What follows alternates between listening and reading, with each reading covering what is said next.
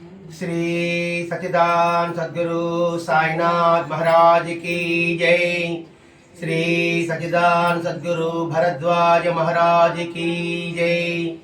गुरुदेव दत्त। సద్గురు శ్రీ సాయినాథుని యొక్క సన్నిధానంలో ఆచార్య భరద్వాజ మాస్టర్ యొక్క ఆశీస్సులతో ప్రతి ఆదివారం మనం గావాటిగుంట గ్రామంలో మనము మన సంస్కృతి అనే గ్రంథంలోని అంశాలని భరద్వాజ మాస్టర్ గారు మనకు అందించారు. ఈ గ్రంథంలో ప్రత్యేకత ఏంటంటే మన ఆచారాలు ఏమిటి, మన సాంప్రదాయాలు ఏమిటి అనే విషయం మనకు తెలియకుండానే చేసుకుంటూ పోతున్నాం. తెలిసి చేయడానికి తెలియకుండా చేయడానికి చాలా తేడా ఉంటుంది.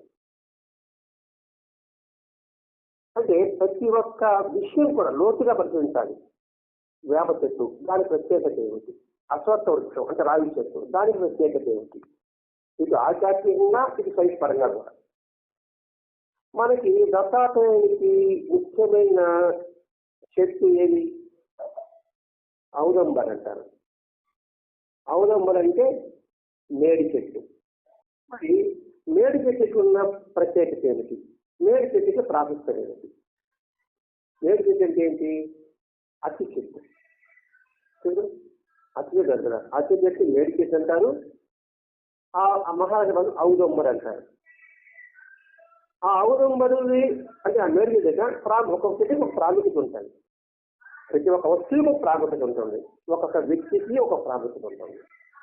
ఆ ప్రాముఖ్యతను తెలుసుకొని మనం దానికి వెళ్ళడము, దాని మాట వినడము ఉంటుంది కదా. ఇప్పుడు నేను అనుకోండి నా ప్రాముఖ్యత తెలుసుందంటే అప్పుడు మీకేమనిపిస్తుంది? మంచి అయితే గుడ్ మార్నింగ్ అంటారు, చెడు అయితే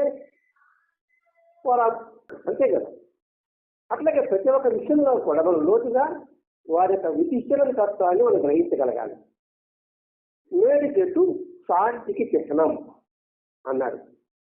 శాంతికి చిహ్నం. శాంతి అంటే మనశ్శాంతి, శారీరక శాంతి.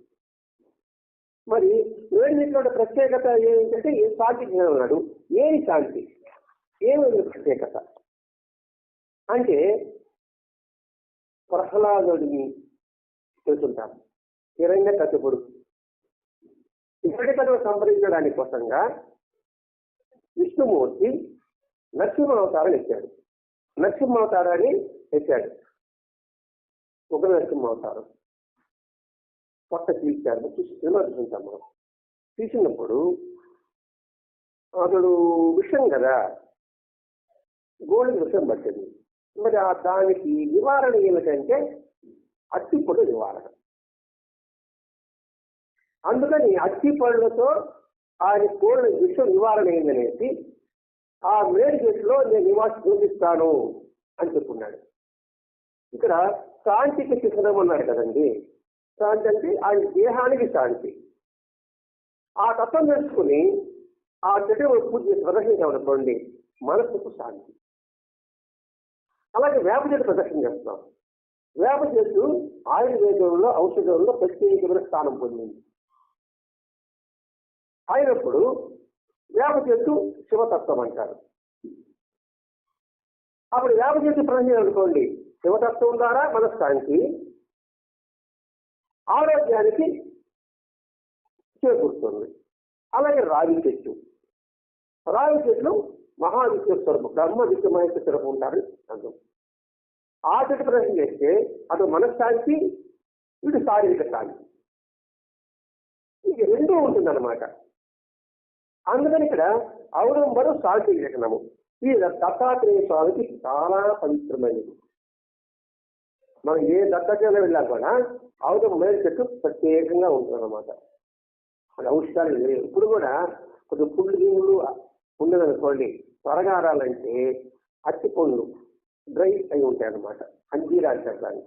అవి తిన్నా కూడా త్వరగా నైవేద్యం. అట్టి చెట్టు దత్తాత్రేయం ఎలా పవిత్రమైందో అలాగే వట వృక్షం. ఇక్కడ వట వృక్షం అంటే మర్రి చెట్టు. ఆ మర్రి చెట్టు మూలంలో దక్షిణామూర్తి ఉన్నాడట. దక్షిణామూర్తి ఉండి యువకులుగా ఉండి మౌనంగా ఉండి వృద్ధులైన మునుడికి మౌనంతో బోధ చేశాడట. అంటే ఒక్కొక్క చెట్టు ప్రాక్టీస్ చెప్తున్నాడండి. వేప చెట్టు ఔషధాన్ని పనికొస్తుంది. రాగి చెట్టు పండుగ అంటే పిల్లలు లేని వారికి పిల్లలు కలుగుతుంది.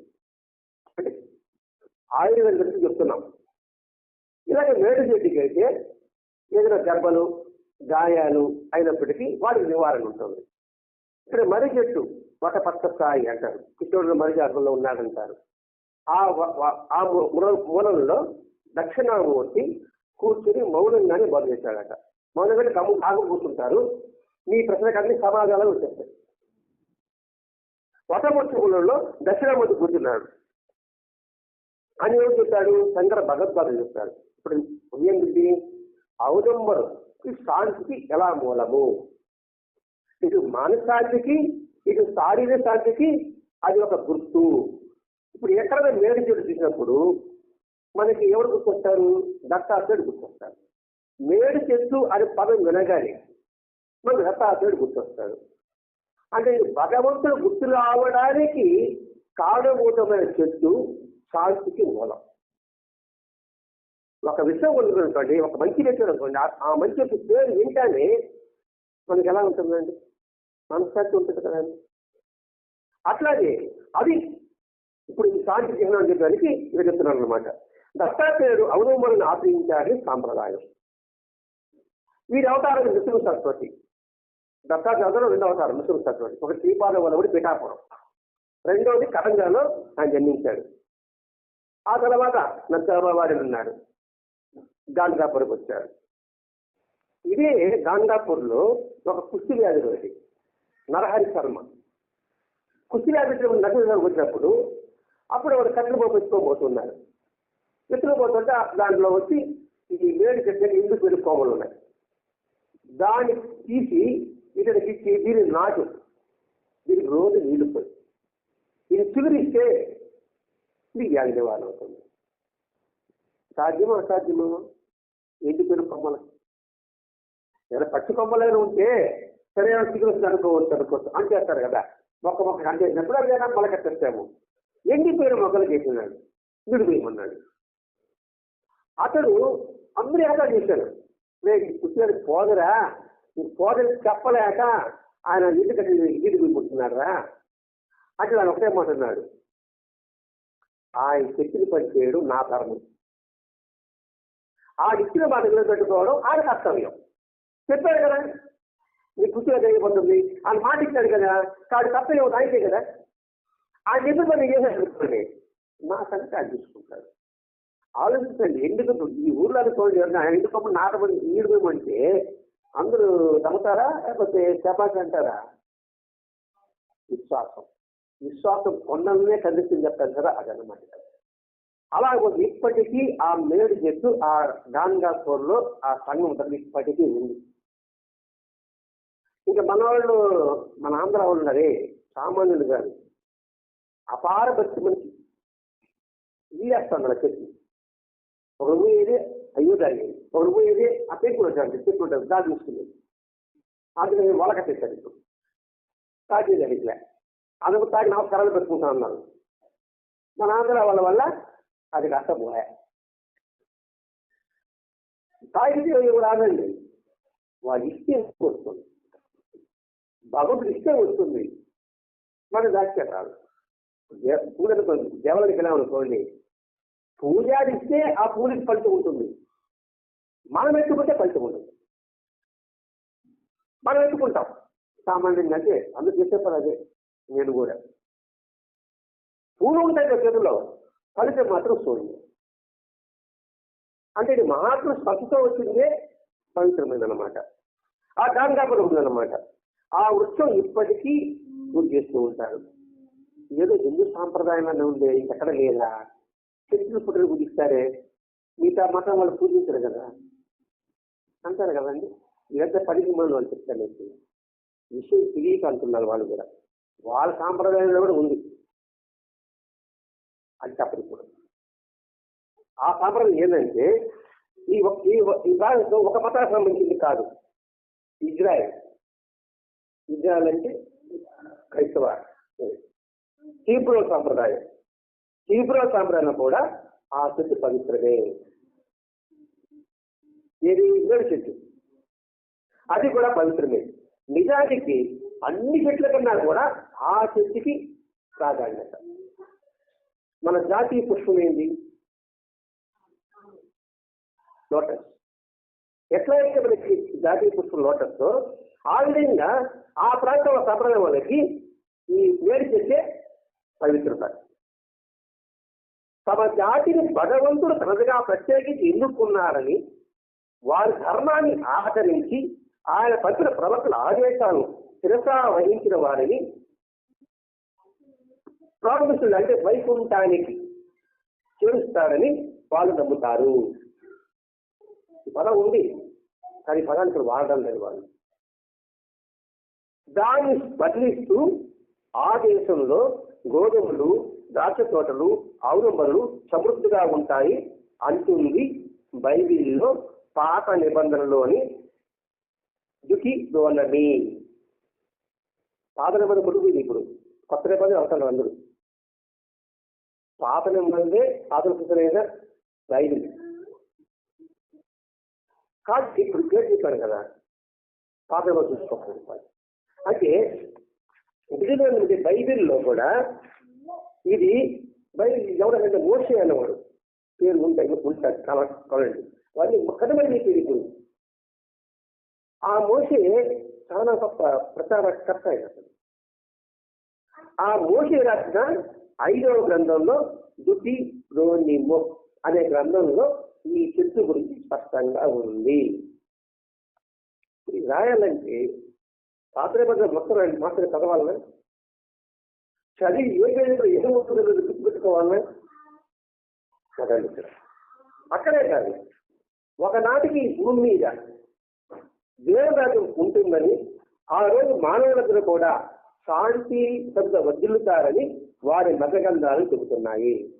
అదే చెప్తాను, దేవుడు సామ్రాజ్యము, దేవుడు కుమారుడవు అంటే ఆ మాట అంటారు కదా. దేవుడు సామ్రాజ్య తండ్రి వలె నువ్వు జన్మలో ఉండు, ఈ పదాలను వాడుతూ ఉంటారు కదండి. మరి దాని అర్థం ఏంటి? దేవుని సామ్రాజ్యానికి తండ్రి అయిన వలె నువ్వు నిర్మలమై ఉండు అని అన్నప్పుడు, నిర్మలం అంటే ఏమిటి? స్వచ్ఛత కలిగి ఉండడం, కళ్ళ కపటం లేక ఉండడం, అందరినీ సమభావంతో చూడడం, అందరినీ ప్రేమించడం. సమభావం అనేది మన భాష అనుకుంటే ఆ భాషలో అందరినీ ప్రేమించడం ఇదే కదా ఉంటుంది. అలా ప్రేమిస్తే నీ తండ్రి నిన్ను ప్రశంసిస్తాడు అని రాసుకుంటుంది కదండి. మరి ఎవరైనా మరి ఒక ఆ మతమే కదండి, మన హిందూ మతంలో కూడా అక్కడ సనాతన ధర్మం అంటున్నాను. సనాతన ధర్మంలో భగవద్గీత కృష్ణుడు ఏం చెప్పాడు? కృష్ణుడు చెప్పింది అన్నమయ్య సినిమా చెప్పాడు. అన్నమయ్య పద్యాలు రాశాడు. ఆయన కూడా చెప్తాడండి, ఆయన పద్యాల్లో సమతే ఎందరికీ సర్వ వేద సారం అన్నారండి. సమతే అంటే ఆ పాట పద్యం, సమతో మనం మాట్లాడతాము. సమతే ఎందరికీ సర్వ వేద సారము అన్నాడండి అన్నమయ్య గీతాల్లో. అంటే దాని కారణం ఏమిటి? మనం బాగా ఆలోచించాలండి. ఈ సృష్టిలో ప్రతి జీవికి ఆయన ఆధారపడుతుంది. ప్రతి జన్మకి ఆయనే ఆదర్శం. ఆయనే మనకు జన్మనిచ్చిన వాడు చెప్తున్నాం. జన్మలకి ఆధారభూతుడు ఆయనే, అన్ని ప్రాణులకి అంతర్యామి ఆయనే. ఆయనే బాగా అర్థమవుతాడు. అన్ని ప్రాణుల్లో అంతర్యామి ఆయనే, అన్ని జన్మలకి ఆధారభూతుడు ఆయనే. ఆయనకి ఎక్కువ తక్కువ తేడా లేదు, అందరూ సమానమే. భగవంతుడికి అందరూ సమానమే. అందరూ సమానమైనప్పుడు నువ్వు దొంగని ఎలా చేస్తాను? ఇంట్లో నలుగురు బిడ్డలు ఉన్నారండి, ఇద్దరు బాగుంటారు, ఇద్దరు బాగుండరు అనుకోండి, కనివేస్తారు. మీరేమన్నారు? అన్నం పెట్టేటప్పుడు బాగలేని వాడికి ఒక ముద్ద, బాగుండేవాడు ముద్దలు పెడతారు. మీరేమన్నారు? పెట్టరు కదండి. మనమే పెట్టినప్పుడు ఇంకా భగవంతుడు ఎలా కట్టాడండి? ఒకడు తెలుసు ఎలా చూస్తాడండి?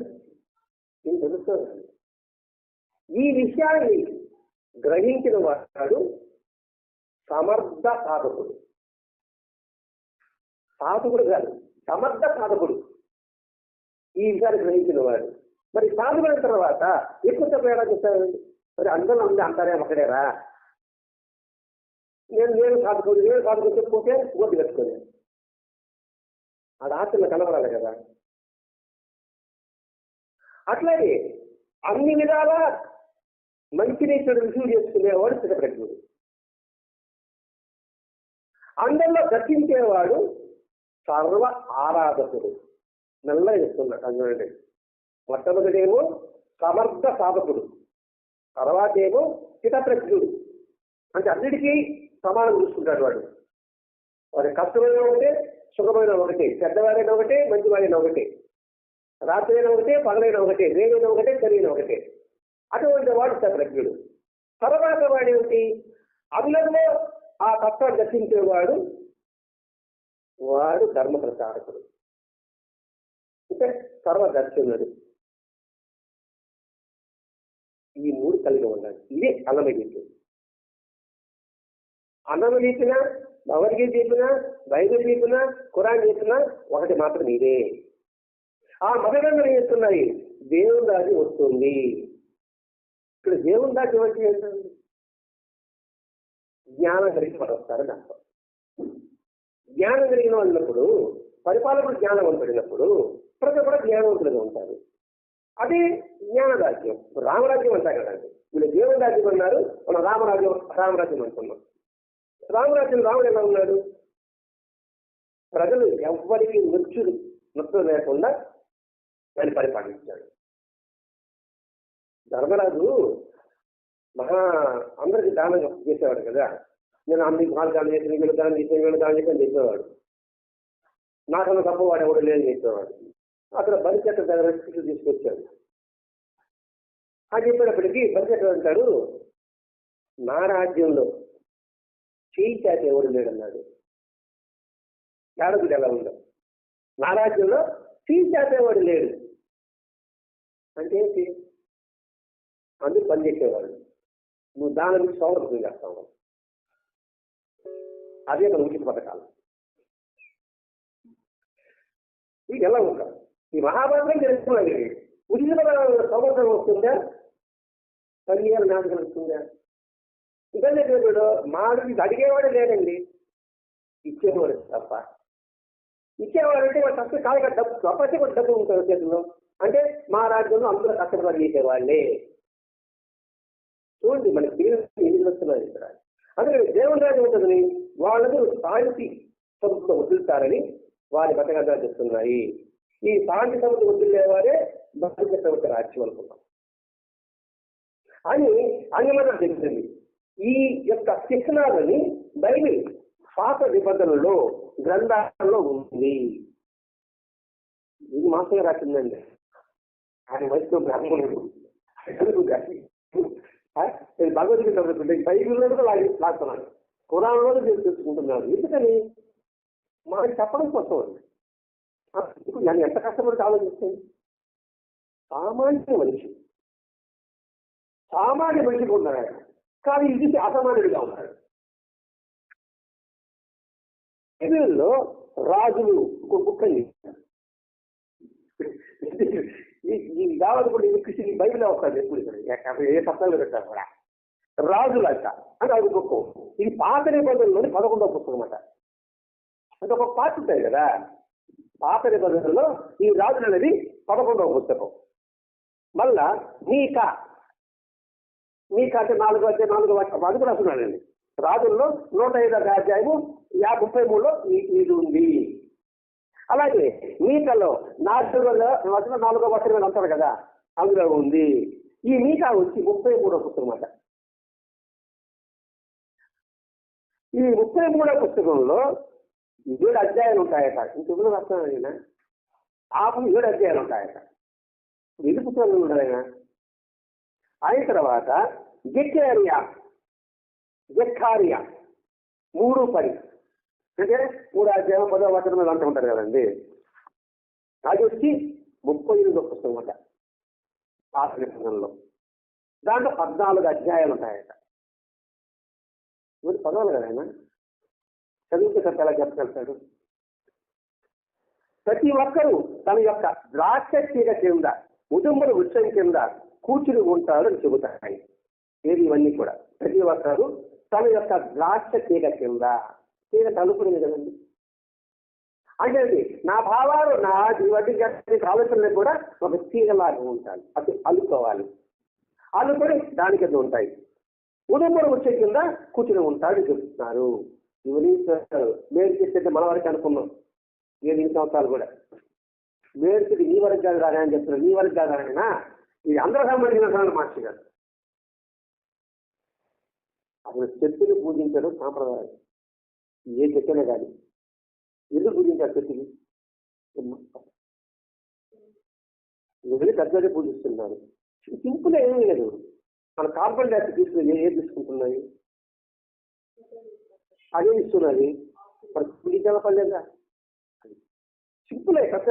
పెద్ద మనకి వద్దు. మరి అది ఏం చెప్పి 9 చెట్టు కూడా రావచ్చు కాక దాన్ని గౌరవం ఇవ్వాల్సిందే. ఈ ఒక్క లాగిస్తారు దానికైనా పూజిస్తారా? మీరు పిచ్చోళ్ళండి, మీరు చెట్టు కూడా పూజిస్తారా అంటే వాళ్ళ సమాధానం ఇదే. కాబట్టి ఎందుకని ఆయన అంతర్యామిగా ఉన్నాడు. ఇప్పుడు ఆజ్ఞ తయారవుతుందని అసలుగానే చెప్తాను. లోపల తల్లి వేరు, లోపల పోయి నీళ్ళు పోయి పట్టుకుని లాగి కొమ్మగా అన్నింటి పచ్చగా చేసి అది ఎండలో అది నిండుకుంటూ మనకి నీడనిస్తూ దీని పెద్ద కారణముడు ఒక చైతన్యము. ఆ చైతన్యము అంతగా ఉంది. అని చెట్టుకు ప్రాణం ఉంది, పుట్టకు ప్రాణం ఉంది, కొండకి ప్రాణం ఉంది, రాజుకి ప్రాణం ఉంది. అది ఇచ్చారు మన పెద్దలు. ఇప్పుడే సైన్స్ అవంత వచ్చి మాట్లాడుతున్నారు. మాటగానే ఉన్నాడు. అదే మేజర్ అంటే మనకి ఇంట్లో కాదైనా బైబిల్లో ఉంది అయినా మీరు సంప్రదాయం ఉంది అంటున్నాడు. వాళ్ళు తింటారు. ఇప్పుడు ఏం చేయదు, అది మార్చి పడేస్తారు. అలా అంటే మళ్ళా ఒకటైపోతాం ఉద్దేశంతో. అలాగే మానవుడు పాపం పట్ల భగవంతుడు ఆగ్రహిస్తాడని చెప్పేటప్పుడు ఈ గ్రంథాల్లో ఆనాడు ఆయన ఉదంబర వృక్షాలని కోళ్ళ చేసి నశింపజేస్తాడు అది వర్తిస్తాయి. ఎప్పుడైతే పాపం జరిగిందో పాపం కోళ్ళు వస్తాడంటే చుట్టూ వస్తాడని కాదండి. పాపం పెరిగితే శాంతి అశాంతి, శాంతి అశాంతి. పాపం పెరిగితే చెప్పండి పెద్దగా అంత వాళ్ళు పిలిచారమ్మా అశాంతి. అది నేను అర్థం అన్నమాట. ఇక్కడ శాంతి లేదంటే నువ్వు ఆవుల చేతిలో తీసేస్తాడు వర్ణిస్తున్నాయి. ఎందులో అదే శాంతి అంట. ఇది కొత్త పదాలు పెట్టి ఇది బైబిల్లోని ముఖ్యమైన పుస్తకం. ఇది కీర్తన గ్రంథం. ఇది పాటలు పడతారు కదా, దాంట్లో వర్ణింపబడి ఉంది. 105లో 33. అక్కడ జెరిమియా అంట. ఈ పదలు కొత్త ఉన్నాయి. 8:33. ఆ తర్వాత హోసియా అంట. ఒక గ్రంథం ఇస్తాడు 2:12 అన్నాడు. ఇది 25వ పుస్తకం అంట పాత నిబంధనలో. 25వ పుస్తకం చెప్పాడు, 11వ పుస్తకం చెప్పాడు, 33వ పుస్తకం చెప్పాడు, 32వ పుస్తకం చెప్పాడు. ఏం ఉండాలి పుస్తకాలు అధ్యాయాలు మళ్ళీ ఒక దాంట్లో 7 అధ్యాయాలు, ఒక దాంట్లో 14 అధ్యాయాలు. ఇప్పుడు పుస్తకం మొత్తం చదివితే ఇక్కడ ఇంపార్టెంట్ మనం గుర్తించుకోవచ్చు. లేకపోతే ఇంపార్టెంట్ అనేది వస్తుంది. స్పెషల్ బాధ పక్కన పెడదాం అనుకోండి. మన ఇంటి పొంగల్ చేశారనుకోండి, జీడిపప్పు వేశారనుకోండి, పాయసం పుణ్యారనుకోండి, ముందు కలబెట్టి అడిపిస్తే ఏం తింటాం మనం? పాయసం తింటామా? జీడిపప్పు కాలపప్పు తింటామా? గ్రాఫ్ తింటే చెప్పడమా? అట్లాగే ఈ పుస్తకంలో దిగిలేడు. పుస్తకంలో తీసి ఏది బుక్ ఎవరికి అందిస్తే బాగుంటుంది అని ఆ పాయింట్ అందిస్తాడండి. ఈ రీతిగా ఉంటుంది. అయితే మా పుస్తకం అందులో రాసిన పుస్తకాలే కదా, అది మనది కదా కష్టం. ఇక్కడ కోటి 20వ పుస్తకం అంటే రోజు అంటే దేవుడు సహాయం చేసేవాడు అర్థమట. కృష్ణ పని చెప్తాను. ఆదివారం ఏమన్నా ప్రాథమిక గీత చెప్తాను ఏమన్నా మైక్ చదువు చేస్తారు కావాలి కృష్ణిస్తుంటారు కూడా. ఆ తర్వాత అంటే చూడండి అంటున్నారు. అంటే ఔదంబరం శాంతికి సత్యసామానానికి గుర్తు. జన కజుడికి ఆయనకి విషయం పోవాలని చెప్పేసి బయటపడుతున్నారు. అంతవరకు ఏ దృశ్యం మనకి ఇప్పటివరకు గురించి తెచ్చేసి మనకు ఇది కాదన్నా అది శారీరక శాంతికి మనశ్శాంతికి కూడా అది గుర్తు. ఇది మన దాంట్లోనే కాదు, ఆ మతంలో అన్ని మతాల్లో కూడా ఉంది. అందుకే సైప్రస్ ఇది ఒకటి మొదలుపెట్టాడు. మళ్ళా ఈ సైప్రస్ లో ప్రతి కుటీరంలో ముందు ఈ చెట్టు ఉంటుందట. ఈ సైప్రస్ అనేది యూరోపియన్ కంట్రీ. యూరోపియన్ కంట్రీలో ఒక ఐలాండ్. సైప్రస్ ఇప్పుడు తీరకోట ఒక ఐలాండ్ లాగానే, శ్రీలంక ఒక ఐలాండ్ లాగానే, అలాగే ఐలాండ్స్ అలా ఉంటాయి కదా. అలాగే ఇది యూరోప్లో ఒక చిన్న ద్వీపం. అంటే తూర్పు మధ్యధరా సముద్రము అని ఉంటాయి మనం. అందులో ఒక ద్వీపం ఇది. ఆ ద్వీపంలో ప్రతి ఇంటిలో ఈ ఔదుంబ చెట్టు ఉంటుంది. మన ఇంట్లో అయితే వేప చెట్లు, రాగి చెట్లు, కారం చెట్లు వేసుకుంటాం కదా చల్లటి గాలి. ఇప్పుడు కాదండి, మామూలు గాలి ప్రతి ఒక్క చెట్టు ఖచ్చితంగా ఉంటారు. కొబ్బరి చెట్లు, అరటి చెట్లు ఉంటాయి కదా. ఆ ప్రాంతంలో ఆ దేవులు ప్రతి ఇంటిలో కూడా ఈ ఔదుంబ చెట్టు ఉంటుంది. ఇప్పుడు ఔదుంబ చెట్టు మన పద్ధతి చేస్తున్న మనకి ఎలా అనిపిస్తుంది? అబ్బా మనకే కాదు, అందరికీ దేవుడు, అందరికీ భగవంతుడు ఎప్పుడు అందరి వాడాడు. సూర్యుడు ఒకటే, సూర్యుడు అందరి వాడు ఒకవాడు. సూర్యుడు మన దేశంలోనే ఉందా? ప్రపంచమంతా ఉన్నాడు సూర్యుడు. చంద్రుడు ప్రపంచమంతా ఉన్నాడు. అలా కాదండి, మా చంద్రుడు అండి, మా భారత చంద్రుడు అంటే మొక్కత్వం. అలాగే భగవంతుడు అందరి వాడు అనే విషయమే ఇదిగోండి సాంస్కృతిక ఔదంబర దర్శనంలో మనకి స్పష్టంగా ఇక్కడ చెప్పబడి ఉంది. కాబట్టి ఔదంబర ఉత్సవం ఏది? దత్తాత్రేయుడి పవిత్రమైనది.